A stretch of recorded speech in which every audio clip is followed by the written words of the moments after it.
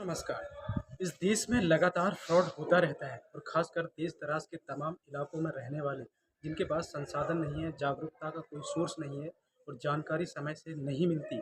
बस उन्हीं को ठगने के लिए चंद बुद्धिजीवी जो इस देश में पनप रहे हैं, उनको किस तरीके से मौका मिलता है इन सारे लोगों के साथ फ्रॉड करने का या लूटने का।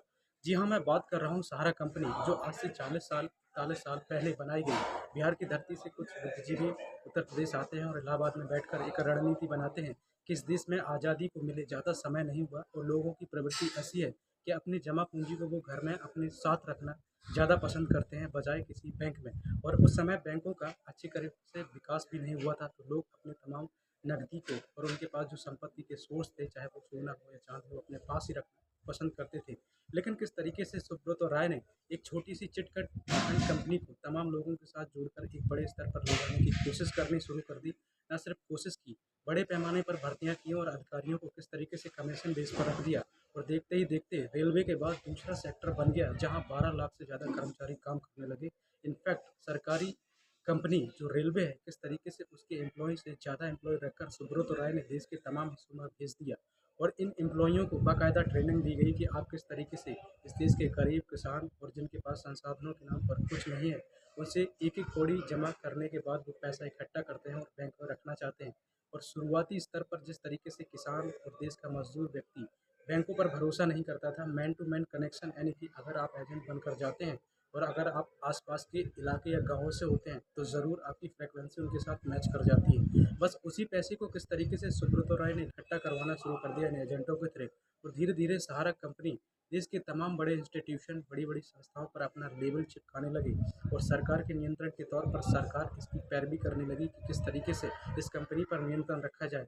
लेकिन तब तक तमाम करोड़ों रुपए इकट्ठा इस देश के तमाम गरीब मजदूरों का हो चुका था। और कुछ समय बाद किस तरीके से सहारा कंपनी में फ्रॉड पकड़ा जाता है और इस फ्रॉड को रोकने के लिए किस तरीके से लोग अपनी शिकायतें लेकर सुप्रीम कोर्ट के पास पहुंचते हैं। और सुप्रीम कोर्ट ने 2012 में कह दिया कि सहारा कंपनी में तमाम इन्वेस्टरों का पैसा फंसा है, चाहे वो छोटे हों बड़े हों, समय से उनको वापस कर देना चाहिए। और ये निर्देश किस तरीके से सरकार पालन करवाएगी अपने कानून बनाकर संसद में, तो देश की सबसे बड़ी पंचायत है।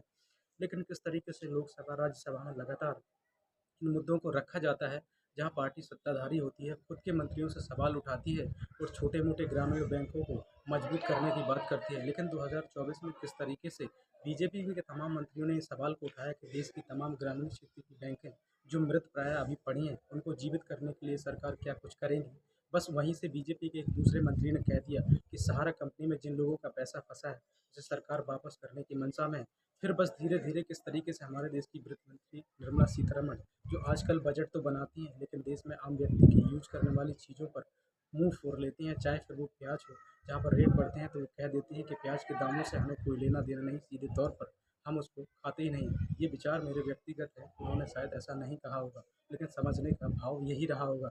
अब सहारा कंपनी का नाम लेकर जिस तरीके से सरकार ने एक पोर्टल तो लॉन्च कर दिया, लेकिन उस पोर्टल पर शिकायतें नहीं जा रही हैं। और दूसरी बात, डॉक्यूमेंट वेरिफिकेशन के नाम पर निर्मला सीतारमण जी बोलते हैं कि सरकार को पूरी तरीके से इन सारे इन्वेस्टरों का पैसा वापस करने की मंशा है, लाओ कागज़ दिखाओ और अपना पैसा ले जाओ। लेकिन उस पर शर्त रख दी गई है कि छोटे इन्वेस्टर, या सीधे तौर पर कहें 10-20 हज़ार से लेकर 50 हज़ार तक के जो इन्वेस्टर है, उनका आधा पैसा शुरुआती स्तर में वापस कर देंगे और बाकी पैसे धीरे धीरे वापस कर दिए जाएंगे। लेकिन ये प्रक्रिया पूरी तरीके से नहीं होती, जैसे कि 2012 से 2024 आ चुकी है, लगभग 12 साल बीत चुके हैं। सुप्रीम कोर्ट के आदेश के बाद भी सरकार टस से मस नहीं हो रही।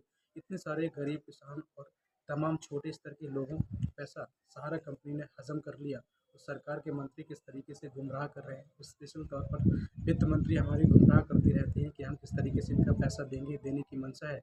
यानी कि अधिभाषण और भाषणबाजी चल रही है। यहाँ पर देश के किसान मजदूरों का पैसा जो सुब्रत राय ने चिटफंड कंपनी के नाम से एक बड़ी कंपनी बनाकर हजम कर लिया और तमाम संपत्तियों के आकार कर लिया देश के और तमाम राज्यों में। अब उत्तर प्रदेश सरकार ने जिस तरीके से सहारा कंपनी पर एक्शन लेने की बात की है, ये सिर्फ जुमलेबाजी हो सकती है कि चुनाव से पहले अक्सर कंपनियां और तमाम सरकारें ऐसा करती हैं। उत्तर प्रदेश में श्री कंपनी और श्री हाउस जो सहारा कंपनी के मालिक ने बेल्ट ग्रीन बेल्ट के नाम से जो प्रोजेक्ट दिया था, उसमें सरकार ने कुछ ज़मीन उनको दी थी जो देश और सोसाइटी के लिए कुछ अपलिफ्टमेंट का काम करेंगे, बच्चों के लिए पार्क बनाएंगे, ऐसी तमाम सुविधाएं विकसित करनी थी। लेकिन उस ज़मीन पर सहारा कंपनी और सहारा ग्रुप ने ऐसी कोई सुविधा विकसित नहीं करी ताकि देश के और समाज के लोगों में बदलाव आए। लेकिन इस कंपनी ने किस तरीके से संपत्ति को हज़म कर लिया और अपना निजी निवास बनाकर उस पे श्री हाउस के नाम पर एक बड़ी सी कोठी स्थापित कर दी, जो शायद हमारे जैसे और आपके जैसे छोटे मजदूर गरीब किसानों का एक-एक पैसा, एक-एक कौड़ी लगाकर इकट्ठी गई हो। लेकिन उत्तर प्रदेश सरकार ने सीधे तौर पर कह दिया कि अगर समय से कंपनी कोई सही फैसला नहीं लेती इन्वेस्टरों के हिसाब से या उनके फेवर में, तो सरकार सीधे तौर पर श्री हाउस को तोड़ देगी और वो प्रोजेक्ट भी वापस ले लेगी, जिसमें लाखों करोड़ों की ज़मीन दी गई थी जैसे सरकार के साथ। आप इन्हीं सारी चीज़ों को अपडेट रहने के लिए आप हमारे साथ जुड़े रहें, सब्सक्राइब भी करें। जय हिंद।